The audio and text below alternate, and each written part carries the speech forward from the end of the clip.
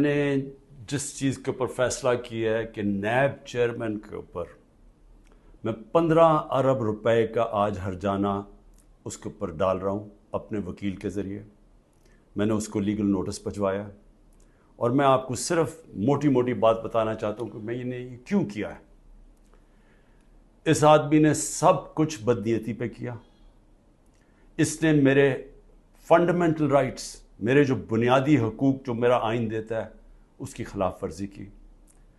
اس نے نیب کے قانون توڑے مجھے پکڑنے میں. اور اس صرف ہرجانہ نہیں کر رہا، میں اس کو کمپلینٹ کروں گا سپریم جوڈیشل کاؤنسل میں اس کا.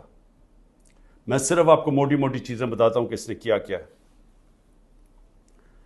28 اپریل کو، ذرا اب یہ غور سے سننا ہے، 28 اپریل کو فیصلہ ہوتا ہے کہ میرے اوپر یہ جو انکوائری کر رہے تھے اس کو انویسٹیگیشن میں تبدیل کرنا ہے.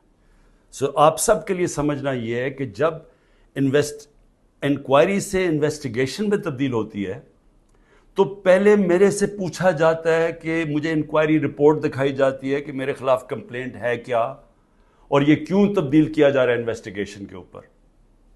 مجھے کوئی اس کا علم نہیں ہوتا، بلکہ 30 اپریل کو اس کے 2 دن بعد اخبار میں رپورٹ آتی ہے.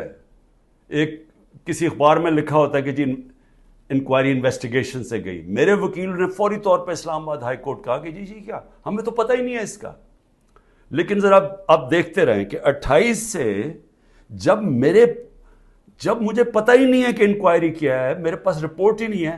انکوائری کی رپورٹ میرے پاس پہلی دفعہ آتی ہے جب یہ مجھے جیل میں ڈالتے ہیں.